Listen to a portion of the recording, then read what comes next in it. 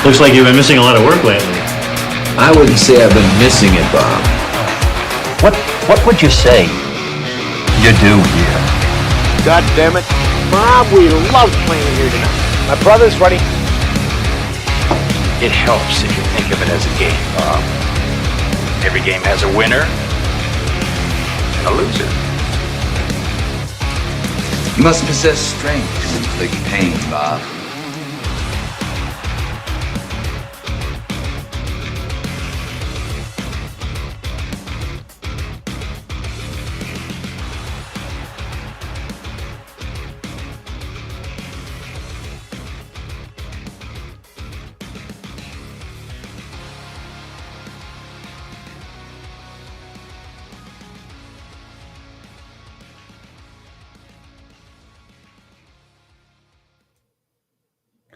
Welcome to the Two Bobs Cast, episode number 33. 33. We're an A to Z rock and metal podcast. We're going from A to Z. We are at the letter T. I am Mr. H. I'm here as always with my partner in crime, Herd. How are you doing, Herd? Doing good, man. Doing really good. Excellent. So today we are at the letter T. Why don't you tell us who we're doing since it's right there on the screen? Yeah. Here behind us and in front of us, yeah, below us and above us. The alternative metal / art rock / post metal / progressive metal / progressive rock band Tool is who we're going to talk about today. So Tool, not to be confused with us fans being called these things. Bunch of tools. It's just kind of funny. The reputation of Tool fans over the years has just been like, you don't like Tool, you just don't understand what they're doing. You just don't get it. I've got a lot of thoughts on that, actually, specifically, but from my own perspective, not on what other people try to tell you or put you in a box or whatever, but just my own thoughts on Tool. And I kind of have a love-hate relationship with Tool. Okay. As far as what they put out, so we'll definitely get into all that. Well, we'll definitely get into that for sure. We both got lots of info. Well, and lately we've been doing bands with tons of albums. These guys only have 5, so we'll talk a little bit about the EP. The funny thing is, this band hasn't released a lot of extra stuff like a lot of these other bands. Like, Slayer, we got a live album every other album cycle, and no live albums from Tool. These guys have one EP and one box set, and the box set actually does have live tracks, things like that. Yeah, well, there's 2 live tracks on the EP too, right? Yes, correct. But then they have 2. Is there Opiate 2? I think came out in 22 or something. I don't think I listened to that one at all. So yes, I don't even know what's on there. I think it's the same songs, maybe remastered. Maybe they re-recorded them, but yeah, just not a whole lot of extra stuff. These guys are very peculiar with what they release. They sometimes take forever, but my god, we'll get into all that. So Tool, formed in Los Angeles 1990, originally formed by vocalist Maynard James Keenan, guitarist Adam Jones, drummer Danny Carey, and bass player Paul Diamore. They were just kind of the original lineup, and only have one change, but we'll get into that later on. So during the 80s, each of these future members of Tool moved to Los Angeles. None of them are originally from the area. Both Diamore and Adam Jones actually wanted to be in the film industry. Adam Jones specifically worked on some pretty big movies. I heard Predator 2, I think, is one of them, where he just did a lot of the special makeup and horror type stuff. He was really into that. Which actually you can see later on. Very, very cool band known for their videos.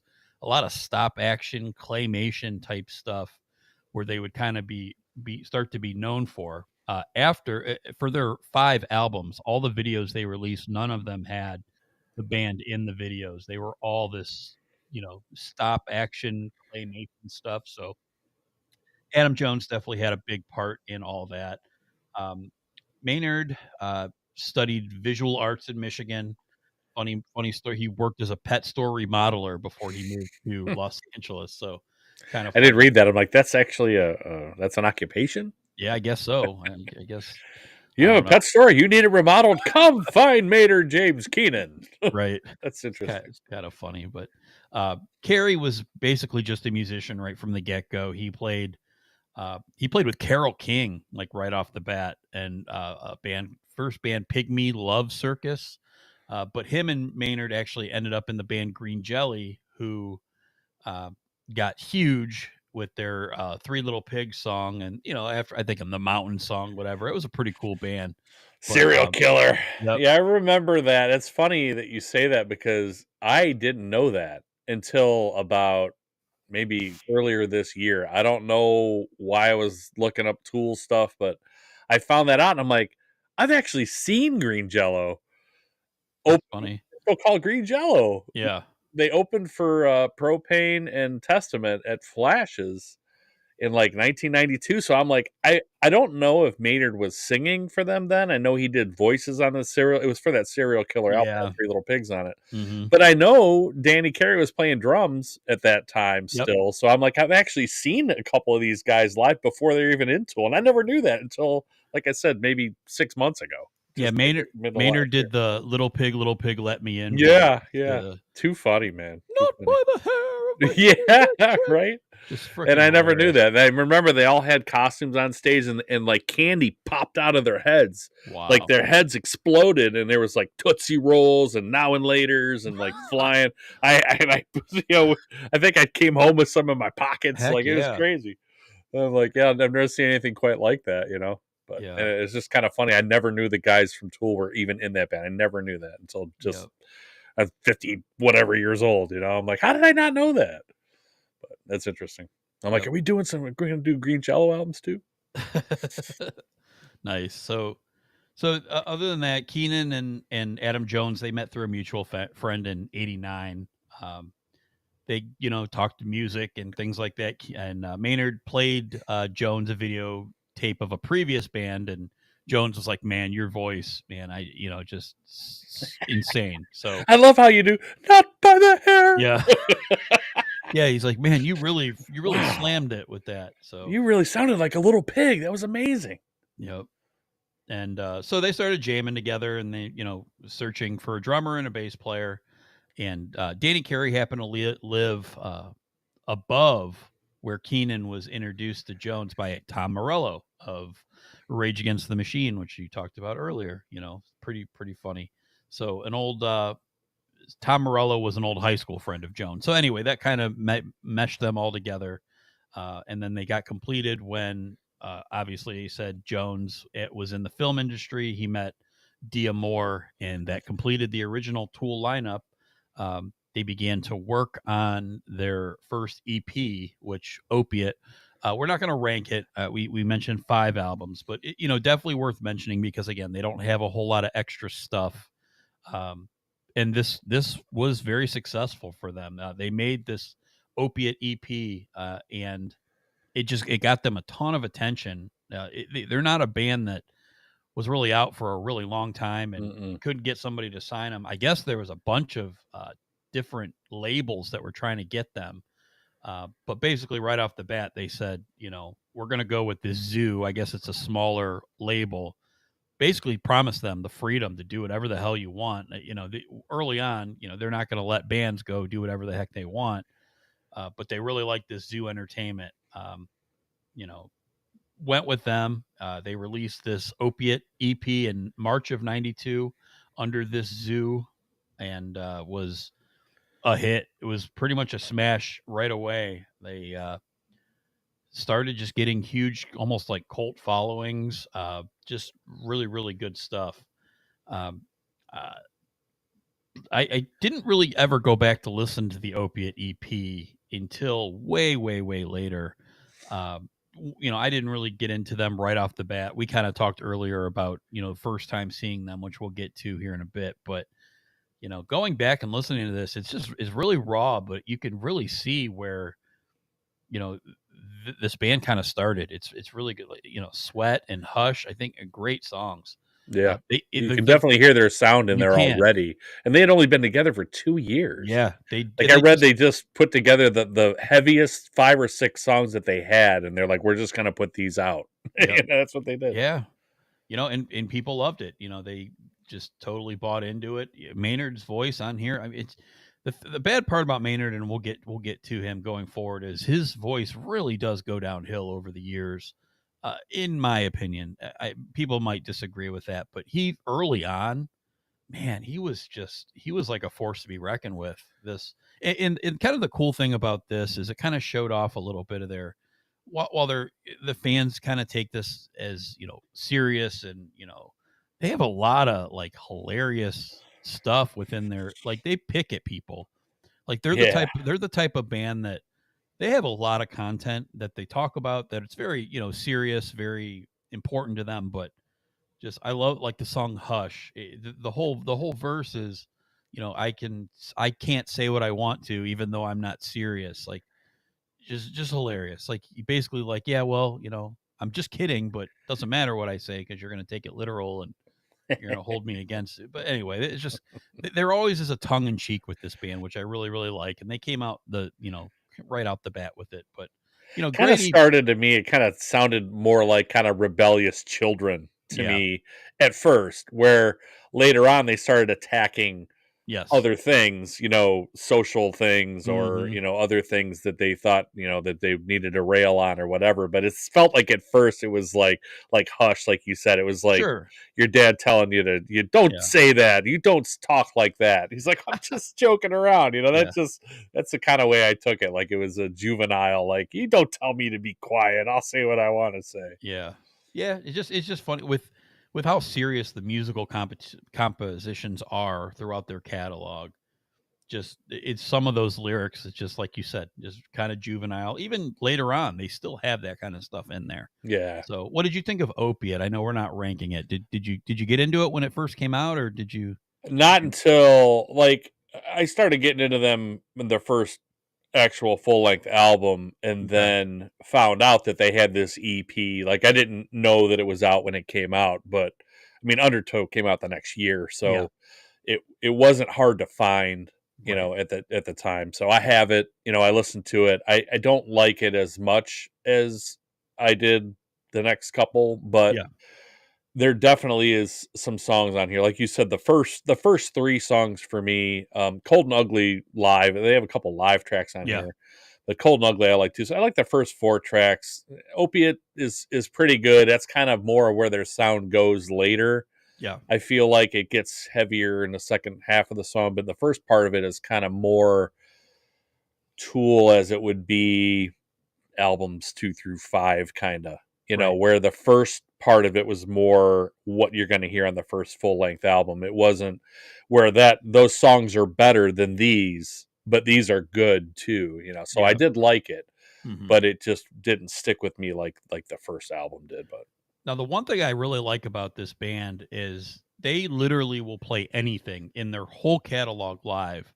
They plays Part of Me. They were playing on this last tour, right? In 22 or something. They rotated Opiate in and out. They Hush, all these songs. So you kind of get a new take on all of these at all these different times. Like I know over the years I've seen them perform most of these songs at some point. Yeah. Which again, especially for an EP before they even really had their first full length album, most bands don't play that stuff. Like no. They have enough songs and enough known songs. Sure. They don't have to do that, but they do anyway. So which is cool. Yeah.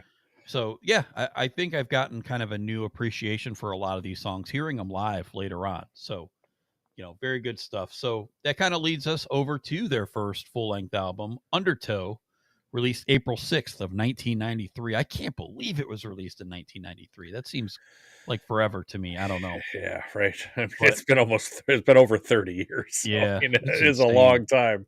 But it doesn't feel like it's that old. It really does not. So the first couple albums, they really don't feel that old. And I feel like that's kind of because they just don't put out enough material. They're so long in between albums that you're like, wow, has it really been that long? Well, when you look at the gaps, in some of these albums, you're like, oh my god, well, no wonder it doesn't. But it's aged so well, you know. Yeah. So it still sounds fresh, you know. It doesn't. Their music doesn't sound dated. Yeah. They don't sound new metal. They don't sound, you know, dated at all. It's weird. They definitely have their own thing going on for sure. Absolutely. Yeah, no. So this was produced by Sylvia Massey, who is We've talked about her before. yeah, yep, she's System been of a Down, Avatar, you know, yep, she did Green Jello too, which we just mentioned. So right. Which that's a is serial killer album she did. which is the obvious link there to Yep. the band. So there you go. She produced this one. Basically this is a very unique album for them. They don't sound like this really anymore after this. This is Agreed. more of a straight up rock album. Little background, comedian Bill Hicks, which is hugely loved by this band, is noted as an inspiration in the album's liner notes. This is actually the only the only album by Tool released while he was still alive. So Yeah.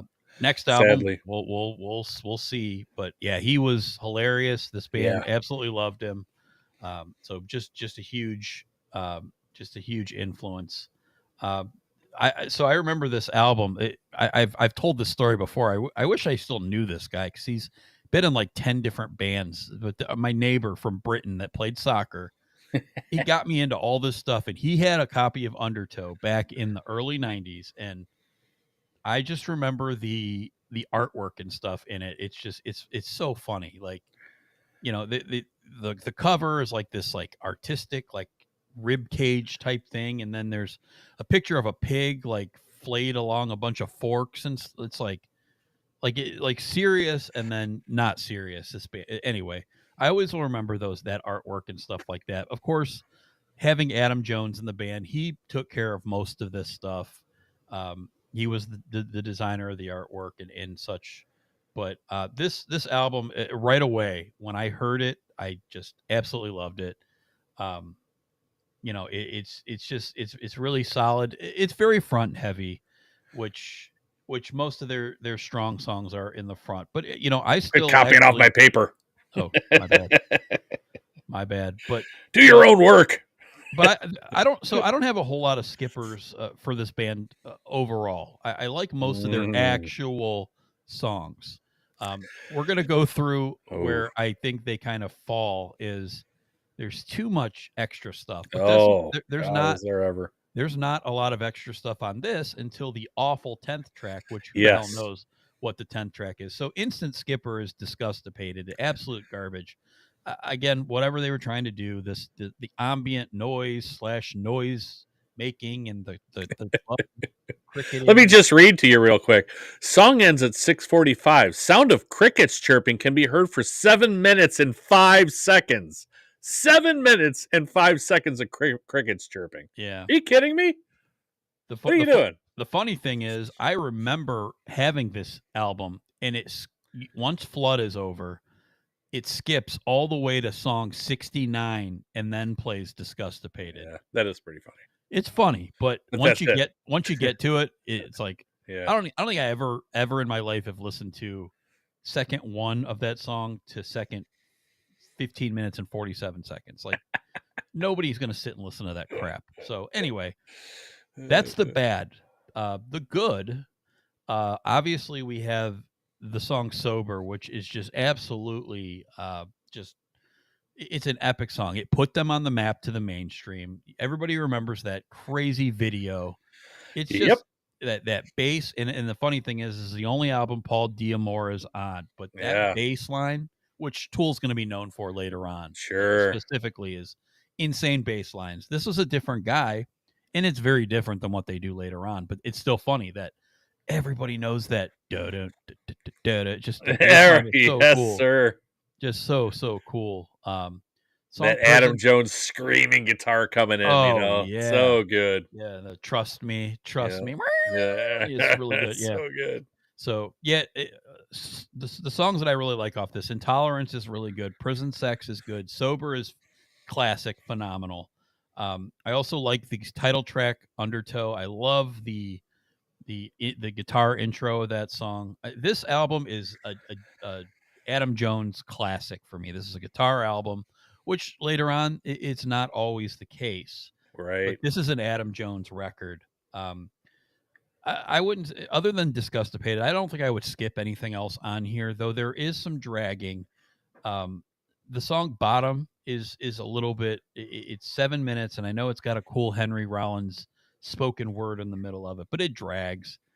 Crawl Away is another one I'm not a huge fan of, but I really like Swamp Song, another just great Adam Jones guitar riff song. And Flood is another one. They played that live during, I think, the 10,000 Days tour, and it just sounds so good when they redo these. But this is a classic album. I really, really like it. It still sounds phenomenal listening to it today. The the production is really, really good. Maynard sounds fantastic on this. I think his voice is really good. Danny Carey is killing it. He always is going to be killing it. I think he is one of the best ever. But as far as the whole catalog, this drops to number 4 for me. This is a B minus. It's still really, really good, and I still like listening to it today. And again, they still play a lot of these songs live, which keeps it fresh for me. But number 4 overall for the Tool catalog, Undertow, rank it as a B minus. What did you think of Undertow, Mr. H? I agree with you on some points. I agree with you. I feel like Danny Carey is like a Neil Peart clone. The man can play absolutely anything, and what he plays, I think people struggle to just try to keep up with. Like he is a maniac back there. He's so good at what he does. I don't think this album sounded as good production wise as you did. I feel like where they really hit their stride was, now it doesn't sound bad. I'm not going to say it sounds bad. I just wish it sounded as good as these future albums do, Yeah. because on every one of these albums, I have a note in here about sounds amazing, killer production. Like I have a note in each one because I can't believe how some of these albums that are almost 30 years old sound today. Right. They still sound absolutely amazing. And then you get to this one, and this one sounds really good, and it sounds better than albums did for the time. Yeah. Like I could probably name 10 albums that don't sound anywhere near this good, that bands that wasn't their first album, was their fourth album or 10th album. It doesn't sound anywhere near this good, but later on it's just, man, they partly, I think it's like you said, it's because of the types of songs and the types of tracks and the atmospheric crap that they put in there to fill out the album. Like they had to produce it in a way where you can hear all those little things, like the crickets chirping on Disgustipated, but you can hear that stuff even more later. So musically, instrumentally, they sound amazing as well, because they record it in a way where you can hear every little sound of everything that's going on, because they want you to hear the atmosphere stuff along with the instruments. So where this one, it's just kind of more like a straight ahead like rock production, where, like you were saying, where this is more of a rock album. Yeah. And the songs are relatively shorter, but what I love about this is that it still sounds like Tool. Sure. Like this is where they kind of put their imprint. Now you can hear a little bit of it on Opiate, but there's also some just kind of just metal / rock sounding songs on there that you're like, okay, I think this is Tool, but I'm not really sure. Like we know it is because we've listened to that EP so many times. But if you're listening to it, you're like, who is this? Where there's none of that on Undertow. You hear these songs and you know that that's Tool for sure. Mm-hmm. Any of these songs, Intolerance, Prison Sex, Sober, any of these songs, even Bottom, Crawl Away that you didn't like, I do like those songs. I think this is 6 really, really good songs for me. And it's the first 6 songs. Like I really like Swamp Song too. So the first 6 songs are killer. Then after that, like Undertow is good, and I wouldn't skip them by any means. 4 is good. Flood has some slow parts, but it picks up near the end too, and that's almost 8 minutes. But like they kept everything like 8 minutes and kind of under, except for Disgustipated. So my skipper is Disgustipated, and I wrote in here, is this a song Yeah, it's And so, then I put, this is unnecessary. This is unnecessary. And if you've listened to the track, he says this is necessary a million times. I'm like, no, it's not. It's unnecessary. right. This is definitely an unnecessary track. So skip that one. But very top heavy for me for sure, but all good until Yep. I get to Disgustipated. I do like that the songs are mostly shorter and to the point, except for the one, obviously. I had this as a B plus. I had this as a 2. I like this Wow. album a lot. I'd give it an A minus or an A if Disgustipated just was not even on here. Yeah. That's it. It's a useless 16-minute track. So unnecessary. Anyway, I have it as a B plus 2 in my All right. catalog out of 5. I'm pretty surprised. So Color me great. surprised. It'll make more sense when Yeah. I get to some of the other I get it. crap filler garbage that they put on these other albums later. Sure. So Nope. Totally understand. that to me is what drags them down. And that's I was telling her right before we started that I kind of have a bit of a love-hate relationship with Tool. There's songs I absolutely love by them. Absolutely love. And if they put out albums with just those songs on them, they might be my favorite band ever. But they don't do that. Right. So there's also the hate part of it. And I hate that they fill albums with 12-minute tracks of absolutely nothing. I hate it. I absolutely hate it. And it's okay on some albums where I'll get to where it's kind of later on and you can kind of just skip it and just go to the next album. Right. What I really hate is where you get 2 outstanding songs and then 2 tracks of total garbage.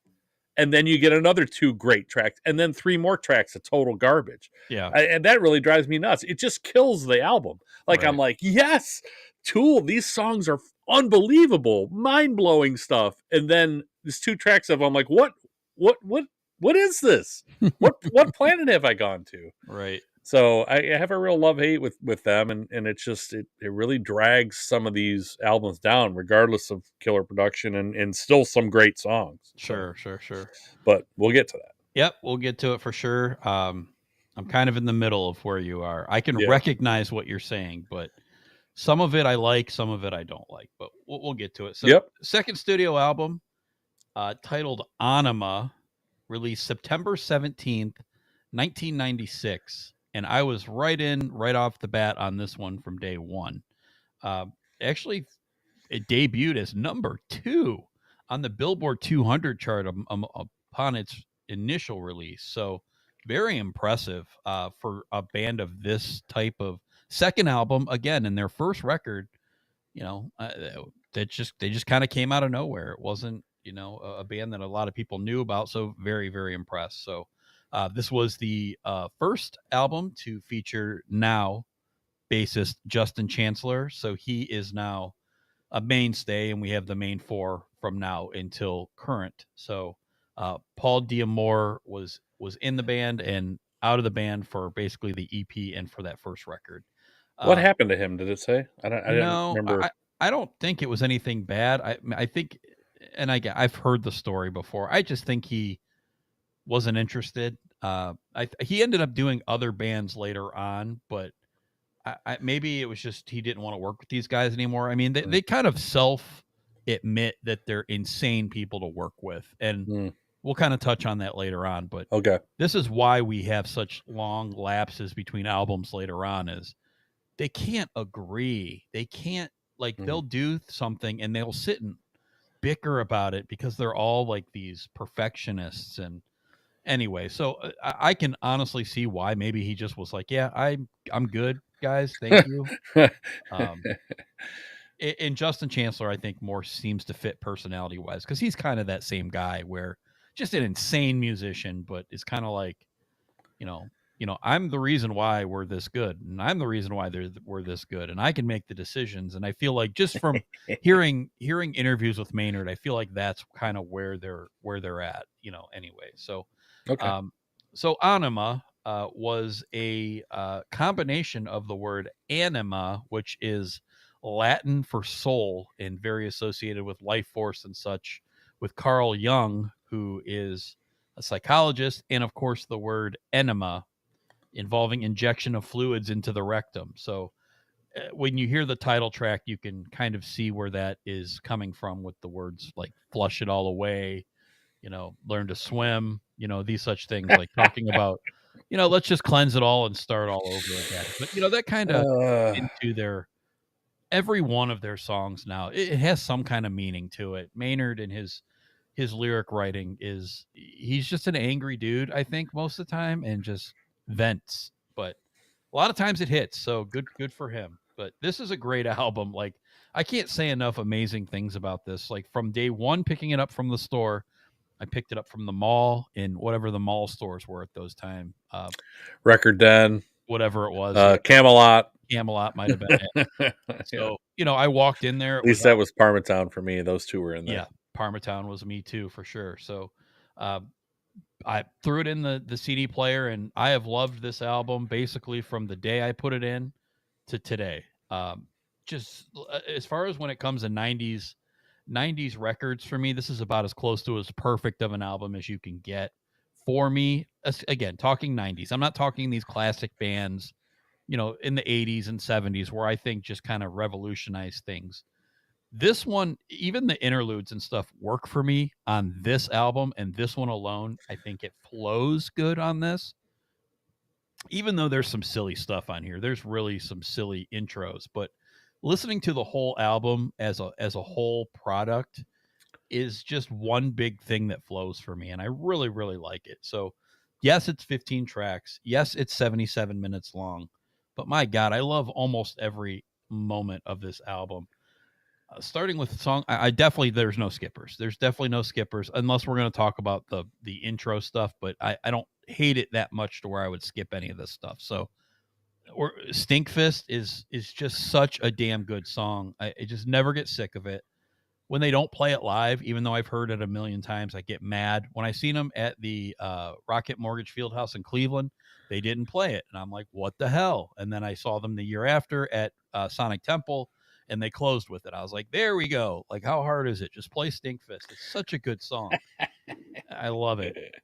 Eulogy is a really, really good song. I could kind of go without the 2 or 3 minute intro, but again, to me, it's like an interlude and then a 5-minute song to me, because they do the wood blocks and stuff at the beginning, and that like clicking, like weird noises. Great song though.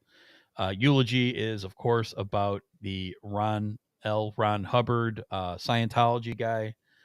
Also, the H in this is I believe for him as well for the next song. Another great song, a perfect song. If Stinkfist isn't, 46 and 2 is probably a perfect song. Absolutely love it. That's the one for me. Phenomenal. 46 and 2. They always play that one live, and they love absolutely should. It's so good. I love it. One of my favorite songs ever. Yeah, I love that song. Absolutely like love it. Almost a perfect song. Yeah. And how is H not our theme song for the podcast? How can it not be? Like, well, probably because Tool would come after us. Yeah, rights reasons. Yeah, we can't have it. But Tool if we were to pick one, that would be it. I'll tell you right now. Not that I don't love our current intro song, but it would have to be H. It would have to be. I'm gonna have to call up Mr. Maynard and see if he can be okay with us using it. But I don't know. Do it. We'll see. Push It is another one of mine that I didn't really appreciate it as much until I saw it live. Now it's amazing. I love it. Of course, the title track was their other big hit off this. And Third Eye is it's a little weird, but once the song gets going, it's good. I do like the Bill Hicks. I like that they put his little stand-up routine at the beginning about all your favorite musicians being on drugs and type of stuff. Like, if you go ahead and throw all your albums out the window and break them all because all your favorite artists were on something, whatever. He's funnier than me, but anyway, just this album is, it's just the perfect sweet spot of Tool for me. They do everything right. Maynard sounds phenomenal. Of course, the musicianship is phenomenal. Nothing against Paul D'Amour, but Justin Chancellor just fits better with this band. Adam Jones, this is he's I feel like almost shadowed later on. But just everybody is clicking on all cylinders here. Of course, this is so good. This is number one for me, and it's not even close. Number one, A+, 90s perfect album I wrote here. There's not an album that came out in the 90s that I wouldn't put right up against this and just say sorry. It's just not as good. I love Anima and will always love Anima. I hope at some point they just play this whole album live. I would go to that tour. I would go to many dates of that tour. Your lips to Maynard James Keenan's ears. Sounds good. Get God, it done. I would love to see that. But I have Anima number one and an A+. Love it. What did you think of Anima? Now, I'm going to call it Enema a million times because I know what the name is and I That's know what the whole thing is. It just, to me, it's funnier. It is. Because that was the joke, like you said, with the lyrics and the whole, flushing out and all of that. Like, so I've always referred to it as Enema. So, okay. Anyway, this one, it sounds amazing. Like this, like I said, it kind of captures you can hear every note of everything that they do. I love, kind of everything about this album. Like I feel mostly about it like you do. I don't mind the short interlude tracks. They add quite a bit to the overall feel of the album. And the biggest example of that for me is Intermission. Yes. Intermission into Jimmy. Those I love that part too. So Hooker with a Penis is fantastic. Like there's so many favorites on here. I can't. I mean, I could just name almost all the actual songs. But to me, Intermission and Jimmy go together like peanut butter and jelly, right? Like if they're gonna play one, they almost have to play both. Even though Intermission would just be piped in through whatever, through the PA system. But it's just that. It's got a great little melody to it. I can't get it out of my head when I hear it, and the melody feeds right into Jimmy. In fact, there's not even a break. Nope. Like in between it, it goes right into Jimmy, and it's fantastic. But I love H. Eulogy is fantastic. It actually feels like a eulogy. It actually feels it has. They did such a great job with it. It feels like you're at a funeral at first. Like it's got this weird kind of organy thing going on, and it's just like it's Maynard just like spoken word, and it's just it feels like you're at a funeral. Like it's so well done. Like you said, Stinkfist is just an absolute banger to lead this album off with. And I'm with you. I had this. I don't know if I had it day one, but I know I went. I knew it was coming out. I know I went out because I loved Undertow, and I knew it was coming out, and I went and got it as soon as I could. I can't remember if it was day one. I don't remember waiting in line to get it, but I have the one that came in its special sleeve, and it's like when you move it, like it's got the eyeballs on it, and it's it's all that stuff. It's got like interchangeable covers you can put in there because the plastic had the lines in it, so it had like the white block with the little tendrils coming out of it that look like they're moving, or the eyeballs going up and down. So yeah, it's really cool. Everything about the packaging, the artwork, everything about this album is off the charts great. Again, Stinkfist, 46 and 2, Hooker with a Penis, Intermission and Jimmy, Push It, but now where I disagree with you is this is the one that I was saying they could just chop off Ions and Third Eye for me. That's 17 minutes and 47 seconds. Make this album just under an hour, and that makes this album an A+ for me. Chop that stuff off there. There's just too much in there that does nothing. I know what you're saying about Bill Hicks and his audio sampled on there, but honestly, I could have just done without the whole 1347. So it's I have it as an A-. I have this at 1, and it kind of really isn't close, even though I know I just gave Undertow a B+, but if they just chop that off of there, it's an easy A+ for me. So I think I'm going to have to bump this up to an A, I guess, but it would be an A+ if they just chop that off, because honestly, after the title track, Enema, which is track 13, I just shut it off. Okay. Because I don't like the rest of it. So to me, it's that 1 to 13 is perfect. and that's it. And I just shut it off. So Okay. I haven't even really heard those tracks that many times. Now I made myself listen to them this time. I did not skip them. Right. And it just reminded me of why I skip them. I'm like, it's so good up until that point. I'm just like, this is just unnecessary extra stuff for me. So Yeah. I have it number one. Like you said, it's not even close.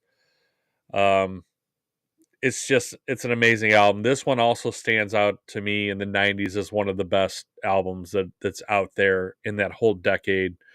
Nothing else sounds like this. Nobody else comes close to what they do, with the whole artistic vision of what they do, like the artwork in the album, the production, everything about it.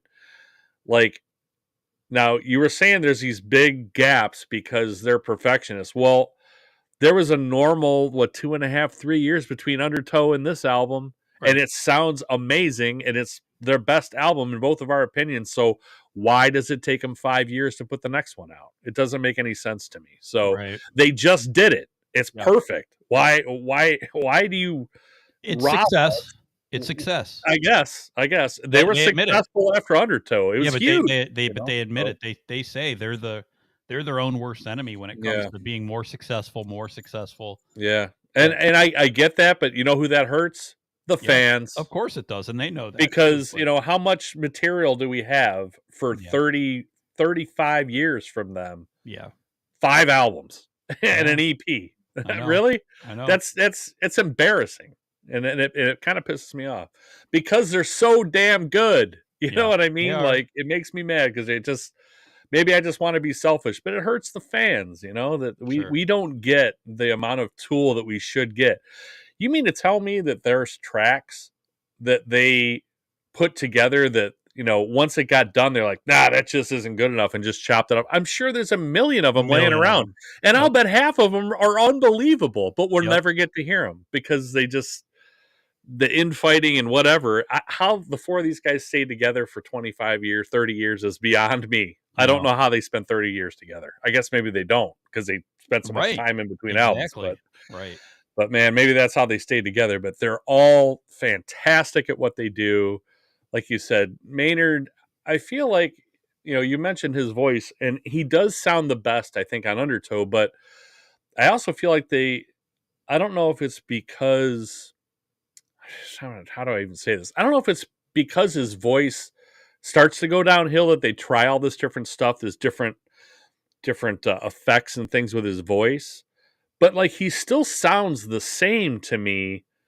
It's just he's not pushing it as far, and like the distortion and the effects that they put his vocals through don't allow you to hear that clarity that you heard on Undertow. Sure. Yep. So, and I don't know if one's a cause of the other, or if that was just artistically he wanted to do it that way for his instrument because he doesn't play anything else.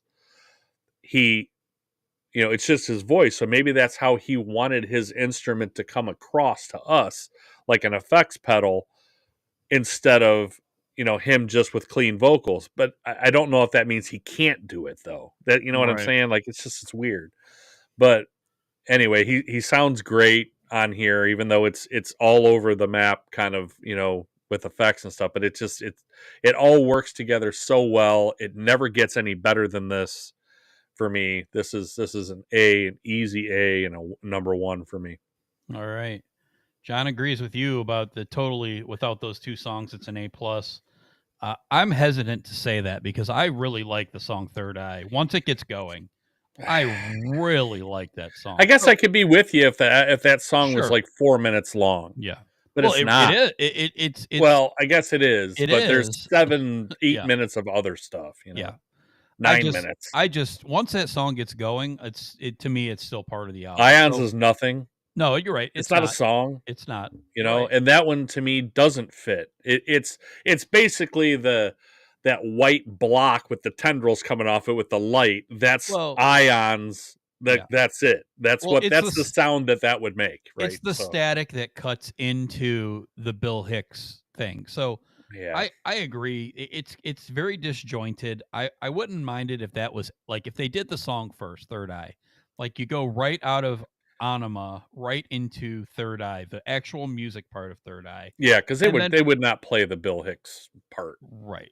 live. Yes. I wouldn't think, but they do some of these other songs I'm going to tell you later that I don't like. I know they've done all of those live, and I don't know why, but No, I mean, I'm just saying I get Yeah. where you guys are coming from. Okay. But I can't just chop that off because it's just, again, it's all the experience of for that album is that song, the Third Eye, and then the screaming at the, it's just so good. I'm not quick to cut that off because of the other stuff. So that's just my only comment. But I see where you guys are coming from for sure. So that leads us to the third album from Tool, released May 15th, 2001. The album is Lateralis. This one, they moved. I think they moved to Volcano Entertainment. I believe this is the first one for that, but I was kind of right in on this one too because of how much I loved Anima. I was there to pick this one up as well. Especially we got the single Schism before this was released and was just like, holy shit. yeah, totally agree.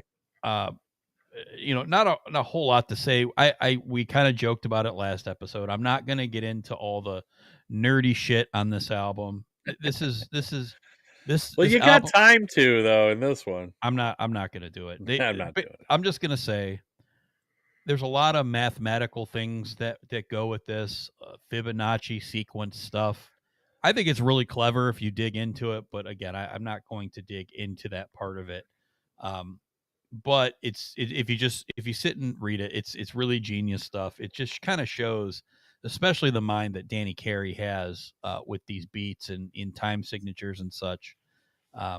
Just really, really good stuff. But another album that I just absolutely am in love with. This one has a little bit more of the interludes that I don't like, but that's mostly at the end.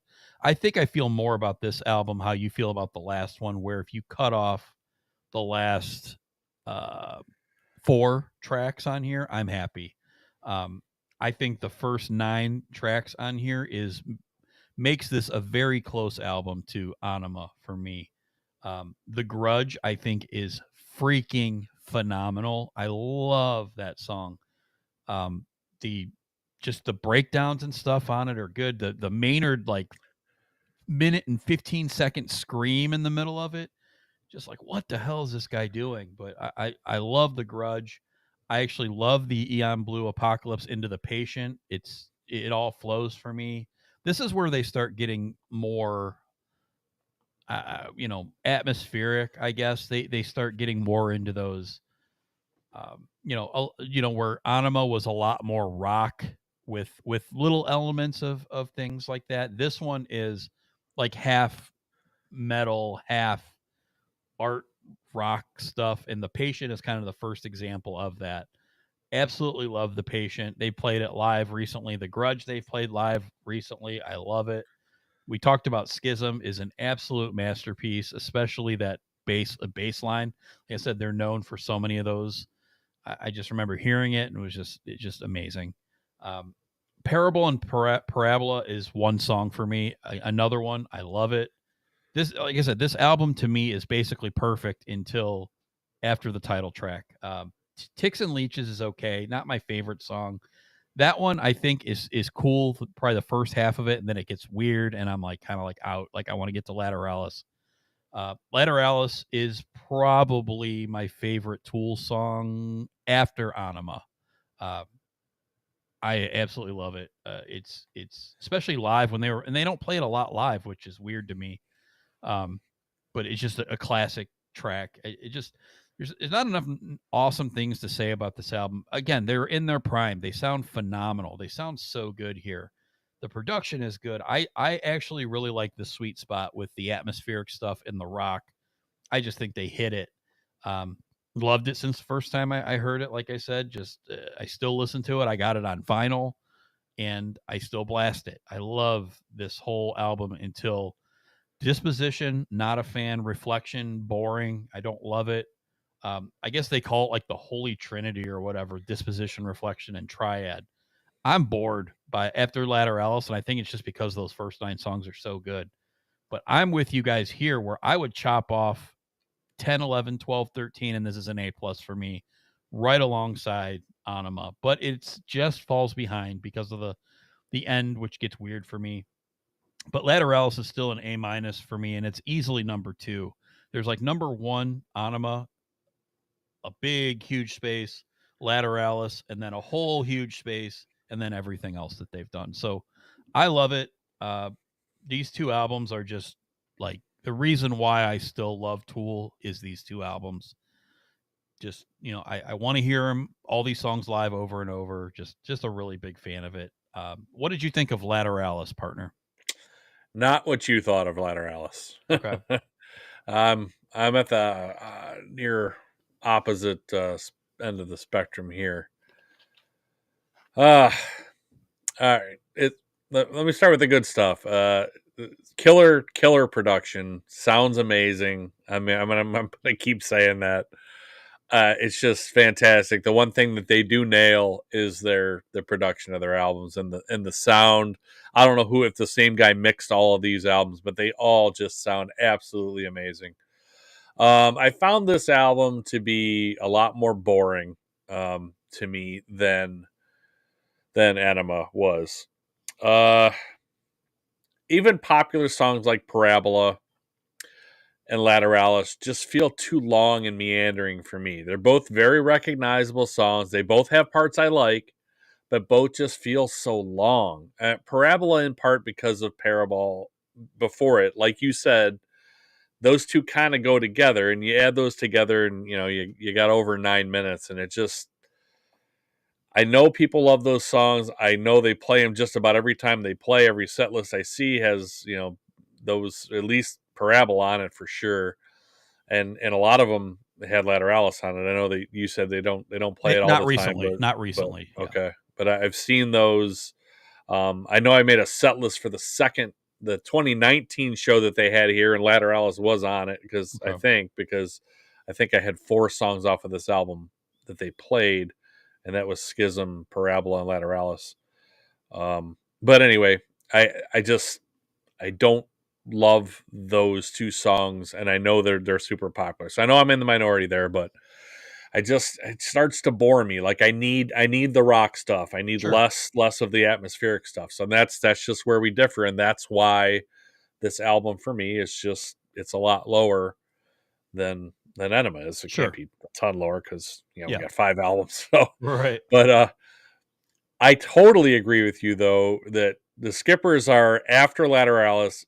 I could just easily skip the rest of it. Yes. Disposition, reflection, etc. Just chop it right there. Yep. 9 songs, 52-ish minutes, done. Yep. Done. It does not need to be an hour and 18 minutes long. You can chop 25 minutes off with those 4 songs. And it's just useless stuff. Yeah. There's no song in there. At least Third Eye, there's a song if you wait long enough. There's no song in here. Triad, 6 minutes and 32 seconds. The song's 8:46. 6 minutes and 32 seconds. The song ends, which isn't really a song, and it's followed by silence. Right. Are we doing 100 moments of silence for somebody? Are we flying a flag half staff? Like, what are we doing? Right. Why do we have 2.5 minutes of silence? That's just arrogance, is what that is. Yeah. That's just plain arrogance. You're making people listen to silence. So, hey, nobody does silence like Tool. Tool's the greatest silence band of all time. What are we doing? Right. C. That's what I have this at. C. Number 4. It's just, man, it pisses me off, dude. It makes me mad that there aren't more songs on here that could be fantastic. The Grudge is unbelievable. Schism, unbelievable. It's just, even like I said, even Parabola and Lateralis I like to a point, but it's all the other stuff, like the other instrumentals. Eon, Blue Apocalypse, like you said, it leads into The Patient. The Patient isn't a song I would skip. It's okay. I don't skip Parabola or Lateralis either. They're just too long for me. I don't skip them, but they kind of meander around too much. Like they're trying to do too many things. Where I just, like I said, I need the more straight ahead rock stuff, but. Those tracks, those instrumentals, and Mantra too, they're only a minute long. I can deal with that. It's the 25 minutes at the end and 2.5 minutes of silence. Like I can't do that. Totally agree. I can't do it. So nothing gets you skipped like silence for me for whatever reason. I don't know. So anyway, I had this as a C. I got this at number 4. And again, there's some really good stuff here. Don't get me wrong, but man, and unfortunately, it doesn't get any better. So we'll just move on to the next one. Well, those were my 1 and 2. So Yeah. we agree probably maybe to a different degree, but we get the 4th studio album 5 years later again, released on April 28th, 2006, 10,000 Days. Again, 4th studio album. Debuted at number 1 on the Billboard 200. So there was a lot of people that was clamoring for this. I was one of them. Definitely loved the last 2. 10,000 Days, is that how many days it took to come out with this album after the last one? No, but when you find out the reason, you're going to feel kind of guilty. No, I won't. Because after this one, it's way longer, and there ain't no reason to feel guilty about that. So right. But let me have it. What's the reason? The title 10,000 Days is thought to refer to the orbital period of the planet Saturn. I bet you feel like shit now, don't you? Oh, God. You just crushed me. I'm going to go in the corner and cry while you do your review here. Oh, okay. My God. No. In all seriousness. Yeah, Maynard, you're smarter than the rest of us, I guess. So. Arrogance. So according to the singer Maynard James Keenan, the Saturn return is the time in your 28th, 29th year when you are presented the opportunity to transform blah blah blah. What I actually heard was you even blah blah blah it. what I actually heard was 10,000 days is the amount of time that Maynard's mom struggled with whatever she had going on. I feel like it was I read that too. Yeah. Degenerative disease of and again, a lot of like the Perfect Circle song Judith, which is very popular, was a song basically that he wrote about his mother saying, how could you still worship a God that made you suffer for so long with this disease and then killed you? You didn't get better. Anyway, that was kind of the gist of that song. This is more of a call out to his mother. The 2-part Wings for Marie into 10,000 Days. Marie is his mother. Basically, this is about Marie dying and finally being happy and able to be an angel, and God finally giving her what she deserves instead of all the suffering. 10,000 Which days. is why she believes. Yes. Right? Exactly. So he's saying it himself after saying that he's, I don't know why you believe in that, and that's crap. And then he writes a song about that's why she believes, because that's where now he's saying she ended up there. Like, I don't know. The dude doesn't make any sense to me sometimes. Well, he's all like I said, he's just too smart for me. That's all. He's too smart. I'm going to lay down on the floor so he can talk down to me some more. Oh my boy. Okay. 10,000 Days. This is kind of where it's hit or miss for me, and it's like this for this one and for the next album as well. So while Lateralis was the sweet spot for me, like I said, I love Anima as a metal record, just phenomenal. I like what they did with Lateralis. I know that they wanted to get into more of the artsy type things, and I was in for that. I thought it was great. Here, I think they had their moments on this album, but I just think some of it just got a little bit ridiculous. So it's about half and half for me. So I think first, the strengths of this album, I think the first 2 songs off this record are freaking ferocious. I love Vicarious. I love Zombie. I think they're phenomenal songs. They're just good rock songs. I agree with John here where he says he likes the pot, but tell me it isn't a Chevelle song.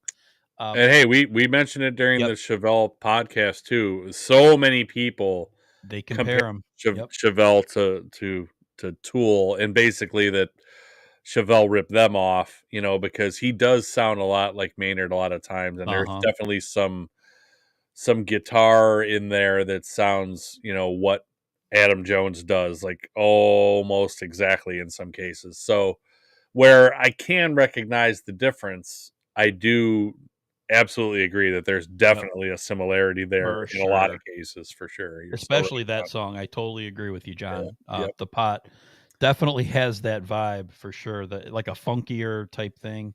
Great. I like it. It's not my favorite. I think the first two are probably the best two songs on the album, which kind of sucks for the rest of the album because that's kind of the high point for me. But there's moments in here that are good, but again, they are getting to the point where things are just too much for me. I think it's hilarious, the whole Lost Keys thing, just a guy walking into a doctor and high off his ass, and then he goes on this whole rant of he saw an alien, but 11 minutes of it is way too long. I have favorite parts of the song that I think are phenomenal, but maybe 6-7 minute song and I'd be good. Way too long. I think Intention 7 minutes is ridiculous. I can't stand that song.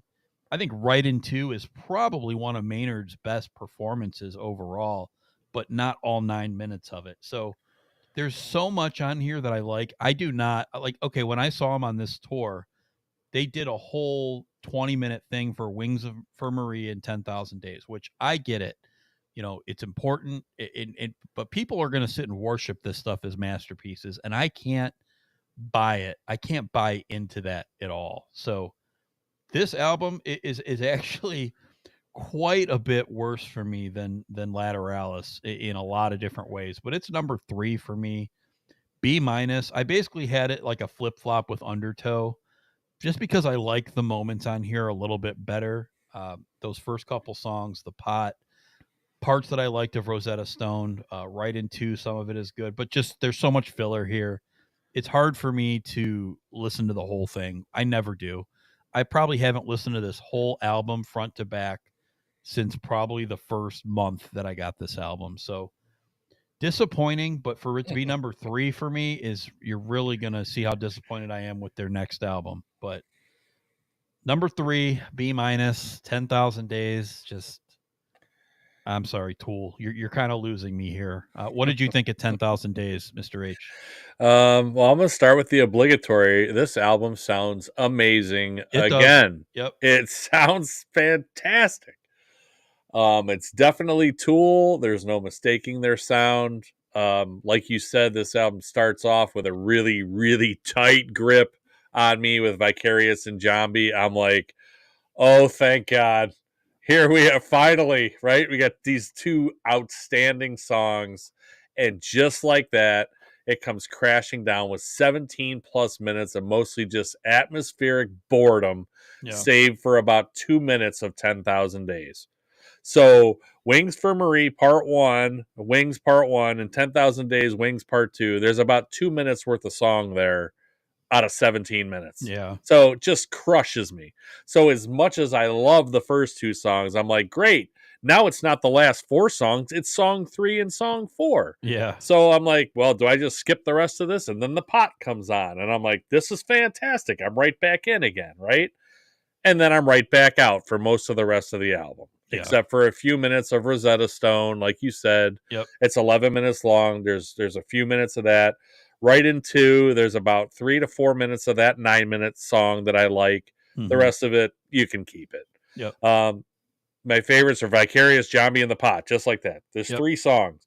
Skippers for me, Wings for Marie, 10,000 Days, Wings 2, The Lipen Conjuring, Lost Keys, Intention, Version Trey, whatever. It's all just all hot garbage, man. I don't know what they're trying to do here. This is, like you said, it's not only worse, it's way worse than Lateralis. Like you said, I can listen to most of that at least and just shut it off after song 9. It's all over the place, right? Yeah. So my comments for the whole album are like, I have this as a C-. This is the bottom of the barrel for me. Some people may consider this, a progressive rock, maybe some metal in cases at its finest, but man, the 5-year layoffs between albums and then half the albums being atmospheric BS that I could get on the Spa channel on XM is just not my stuff, and it really pushes me away. There's a couple shining moments here, but the rest is blah. So I have this at number 5, C-. All right. Well, if you loved the 5-minute or 5-year breaks, you're gonna love a 13-year break. We don't get anything from Tool until 2019. I don't know what the heck happened. I guess they say due to creative, personal, and legal issues. They didn't do an album for 13 years. But they did, I guess, in the 13 years decide they could finally put their catalog on Spotify and Apple Yes, they Music. did. Man, They did not put any of their music digitally. Like you yeah. had to go to YouTube and get some booty ass version if you didn't have you didn't have the albums, which I had all the albums. Yeah, so. I did too.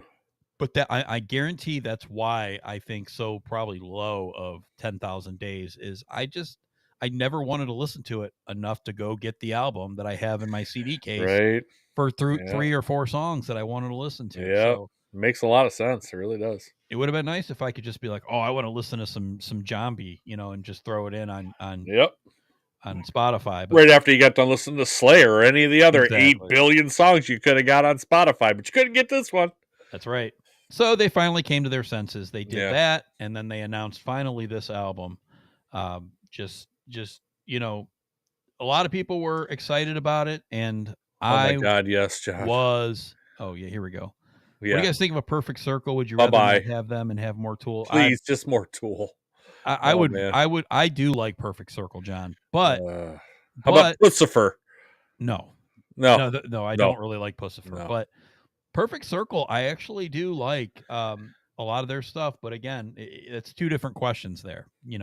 Do I like Perfect Circle? Yes. Do I like them a lot? Yes. Would I rather have them and have more Tool? I would rather sacrifice them like a poor little lamb to get more Tool for sure. So more me, Tool songs. I wish that they could take this atmospheric crap that they do and put out a whole album. Just get that out of your system and put Yeah. it out as Tool 69 yeah, or Perfect Pussifer. Whatever. Just put it Well, out some other way. right. Well, those bands are all just Maynard. Like no other I know. members of Tool are involved. I know in that those he, bands, but so, just whatever. Put them out as whatever else, yeah. and then just give me more Tool songs. Just those other 3 members of Tool, like they don't need to release stuff all the time No, until it's no. perfect in their mind. And that's what Maynard has said. He's like, I have my other projects because I just can't wait for them forever to figure out what they want to do. Because literally, the way that they do music, Maynard does not write music with them. They completely write tracks beginning to end and then send it to Maynard and say, "All right, go Do your thing." So he does all the vocal melodies Do your and thing, all monkey. the lyrics. Basically, so he literally said he was sitting there waiting, and another year would pass, and another year would pass, and another year. He's like, "Where is my effing music?" So he was waiting, and he was getting nothing. So again, this is where he has his creative outlet. But I just it's just one of those things where I'm very disappointed by it. Like you said, Mr. H, I totally agree with you. We sat around for all these years and had no new Tool music, which is ridiculous. And honestly, when this came out, Fear Inoculum, fifth studio album, August 30th, 2019, I was so disappointed. I was very disappointed. I did not like this album at all. It has grown on me a little bit, especially seeing some of the songs live. I do have some favorites on here. But when this came out, I was extremely disappointed. I disagree with you with Maynard's voice. He does not even sound like Maynard on this album. I don't like the vocals in this at all. I think this is a not a good vocal performance. I think the band still sounds familiar, but I still think that they're just everything on here. It just goes on and on and on. And all these songs are long. Yeah, they are. Every single one of them. And I'm sorry, like I don't like any of these songs enough to listen to them for 10 to 15 minutes. Fear Inoculum, I think, is very underwhelming. And that was the first single that was released. That song literally takes 5 minutes to get going to start your album. That's not good for me. Sorry. Numa is phenomenal. I love that song. But again, do we need 12 minutes of it? I think there's an amazing song in there. Invincible, same thing. There's an amazing song in there, but it's not 13 minutes. It's just very disappointing to me that this is what we got after 13 years. And, people are going to say they love it. And, I'm knowing where this is going to rank for you. I know you like it more than me, but it has grown on me. There's some moments in here that I really, really like, but Descending, they play it live. I don't think that song's good at all. I think that's really, really boring. I think Tempest starts off phenomenal. I'm like, wow, this sounds like an old Undertow riff. And I was like, hell yeah, here we go. This is on. At least an Anima type riff. But this is such an inflated album. It's only 7 tracks, but 80 minutes long. And I know you get more different things depending on what version of it you listen to. That the CD version has 7. The digital version has like all these different instrumental, like that's, I don't need more. I don't need Litany, Contre La Pure, is an invincible intro. There's a lot of great stuff on this album, but it's not something that I will listen to from front to back. I get bored. I literally cannot do it until I saw the live video of Numa. And I know that like Brian talks about it, our buddy, and I don't know. I'm pretty sure you've seen it. It's just phenomenal where Danny Carey just basically has a video camera when he's playing Numa. There are parts of Numa that I think are the best stuff that they've ever written. That's by far my favorite track on the album, but I don't love every second of it. There's not one song on this album that I love every second of, and that unfortunately that's why it's number 5 for me. 10,000 Days, it's not a great album, and I was very disappointed by it. But this just takes it to a whole new level. Like I can't listen to a full one of these songs and just not be bored. I love a lot of what Tool does, but just this, they've kind of lost me. And I have seen it this album live. I've seen I think almost all these songs live. And it just to me it didn't really do much for me. So this is a C for me, and the only thing that's below a B- for me. Everything else is A and B. But Fear Inoculum is a C, and I just don't love it. Maybe it will grow on me over time. Just for me, if I could sit down and even like Zombie or Vicarious front to back, I love this song. There's 0 of that here. I can't listen to any of these songs front to back without just feeling overwhelmed and just not into it anymore. So C, number 5. What did you think of Fear Inoculum?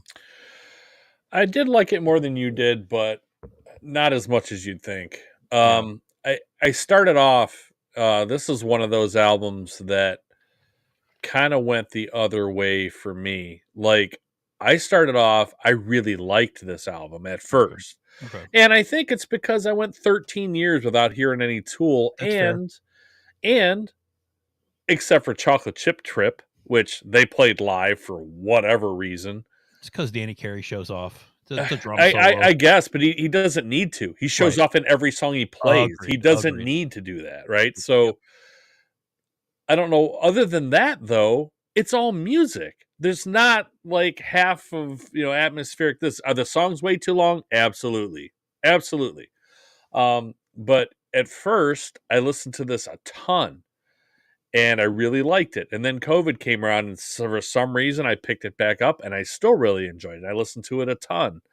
We're already talking 5 years ago now.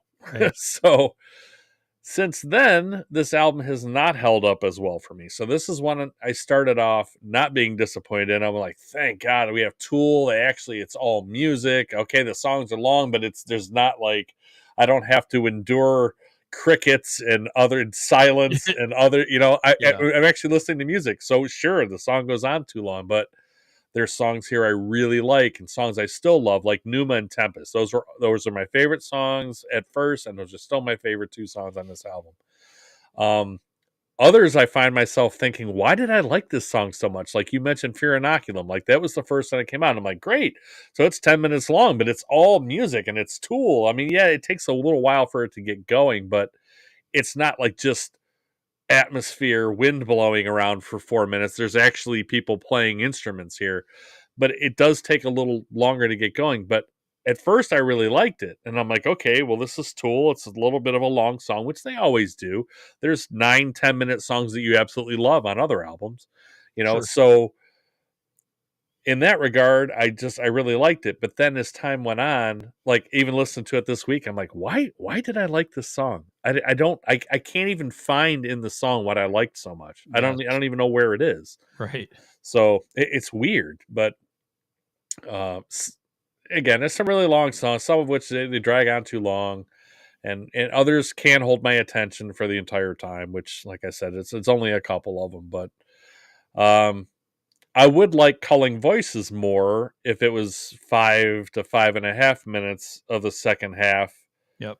And chopped out the first 4 minutes. It'd be a lot better song, Sure. So, but my favorites are longer and they do keep my attention the whole time. But there's just not very many of them. And like you said, because of the length, there's only 7 songs on here now.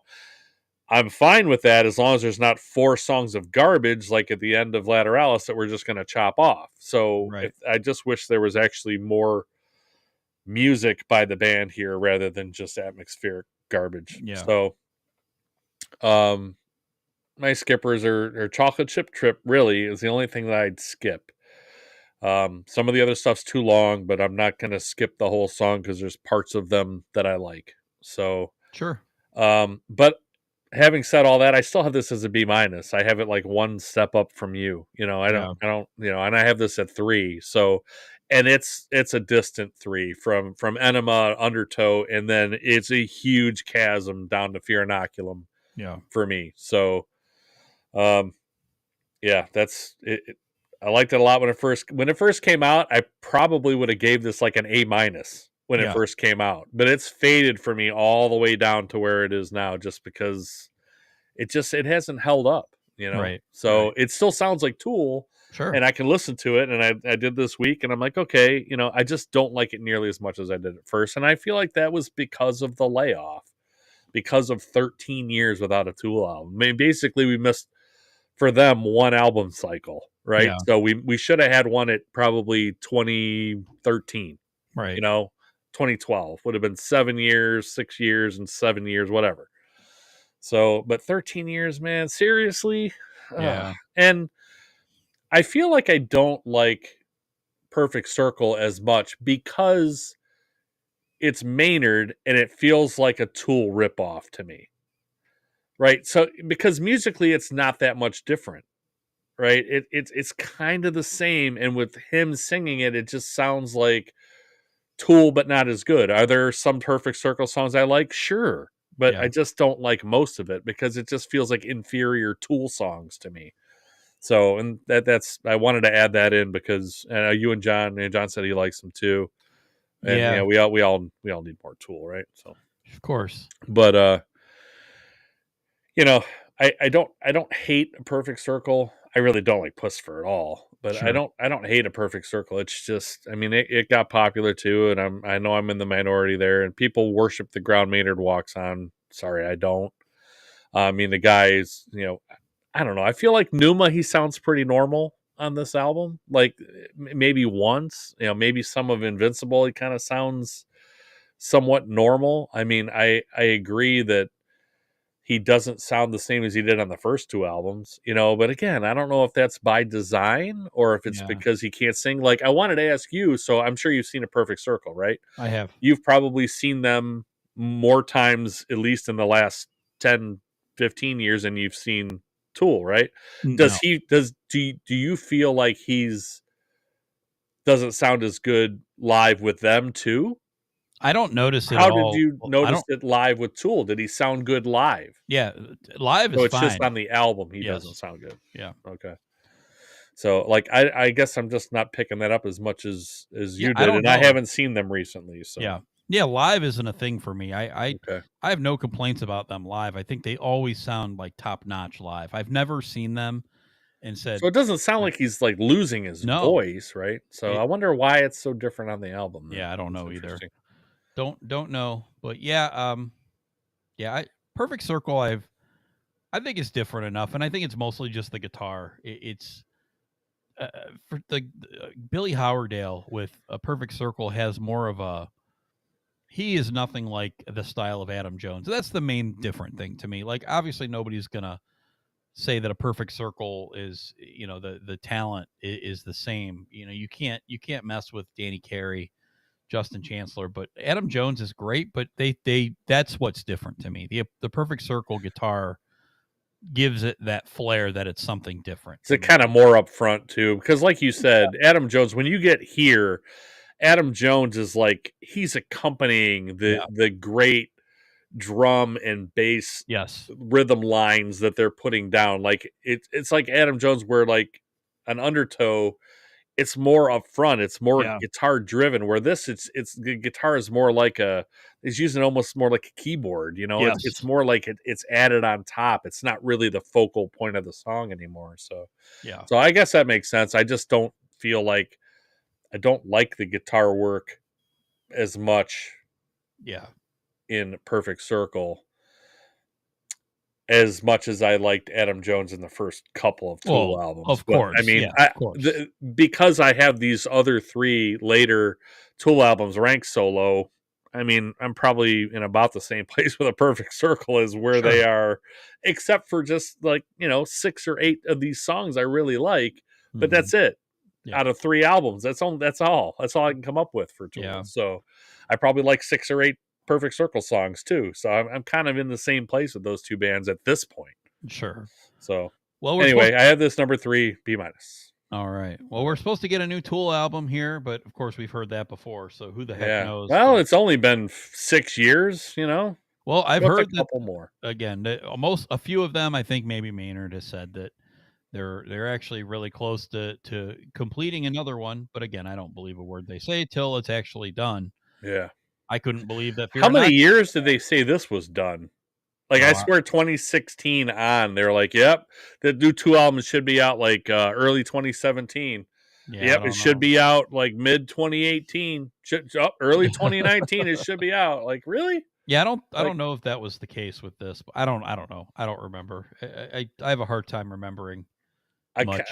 I don't know. I guess maybe I was looking for it, so I kind of kept hearing like, hey, they're back in the studio, and it's getting almost done. I mean, a lot of it's rumor. It's not really coming from any of the guys in particular, but it just felt like it was coming. It's coming, and then it didn't get here until whatever August of 2019. So anyway, yep. All right. Well, kind of love hate, as I said. There's some stuff I really hate, and it really gets under my skin, and then other stuff I absolutely love by them. Totally get it. All right, go ahead and give me your 5 to 1 for Tool. All right, number 5 for me is I'm sorry, but 10,000 Days.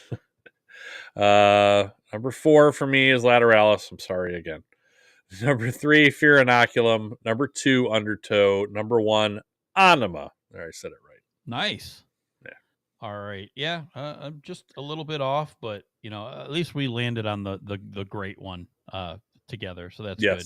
Number 5, Fear Inoculum. Very disappointed. Number 4, I could have swapped with 3, just whatever. Undertow, I had number 4. 10,000 Days, number 3. Again, I can swap those and I'd be happy with it. I like a lot of stuff on both. A lot of stuff I'm just like, okay. Number 2, Lateralis. I really love that album. And number 1, Anima. By far the best. Those 2 I will always come back to. Just the great songs are just phenomenal. I love it. So there we have it, partner. Tool. We did it. We did an hour 22 minutes on 5 records. So, yeah. Hey, we could talk about anything.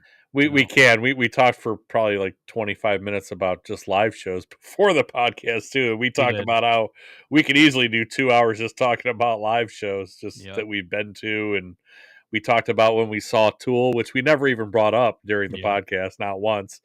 But I saw him 3 times. I saw him all 3 times for Anima. Once at the Agora, which probably wasn't long after it came out in 96. Yep. 97 at Lollapalooza at Blossom, and then 98 at Ozfest at the Rubber Bowl, which we talked about for like 15 minutes because we both were like, that's one of the best lineups we've ever seen at a festival like that. Yeah. It was unheard of. Just the band after like, it was amazing. Just absolutely amazing. And Tool was there too. So yeah.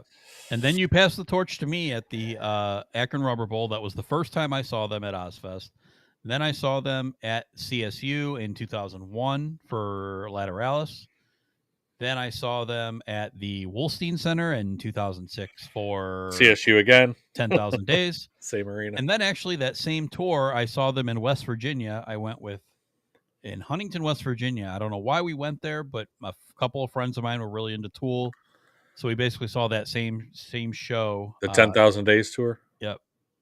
Then I did not see them the first time at Rocket Mortgage for Fear Inoculum, but I did see them the second time, basically because I didn't want to miss. I'd seen them basically on every album cycle. Yeah. I didn't want to miss it, so I did see them at Rocket Mortgage the second time, 2022, and then I saw them 2023 at Rock on the Range, Sonic Temple.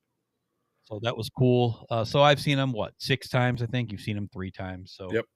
but they don't tour a whole lot, so I've always kind of No. felt like I should go see them whenever they come around, just because of that. And like I said, they're just a phenomenal live band. The musicianship is just insane. They always have like really cool visuals, and they do have lots of cool live versions of these songs, like Stinkfist. They play like a different live version. It sounds so good, and I don't know, like those older songs, like I mentioned earlier, just it get new life, when they play them now. So I don't know why I didn't see this earlier, but that's pretty Oh. funny. A Seinfeld reference. Hello, Numa. yeah, That's nice, funny. nice. And didn't one. they famously ban cell phones from Yes. the shows at did they do that at they couldn't do that at the festival, right? No. So No. only at their headline. No, I have lots of video of it at the festival, but yeah, So me and my wife, when we saw them at Rocket Mortgage, when they did the banning of the phones, we had actually front row seats right by the floor. So we were standing right by a GD guard the whole time. So he was standing right next to us. So, Yeah. and we were talking to him about it. We're like, how do you? He's like, if I see it, I have to tell him to put it away, and if they don't put it away, we have to usher him out to the concourse. I was like, really? Yeah. Okay. And now we could go on a whole nother probably half hour about cell phones at concerts, but Yeah. I've learned to live with it. For the mode, does it get really annoying? Yes, yes, it does. People are real inconsiderate about it, Yes. like they are about everything. Yes. But at the same time, it is so arrogant of a Yes. band to tell you that not only can you not do that, but that they're not going to do anything about it. They're going to make the security for the arena do stuff about it. Can you Right. imagine, like, you're an usher, you Cavs game, you help people get to their seats, and basically you stand there and watch the game, and these people, they don't make a lot of money doing this, Sure. right?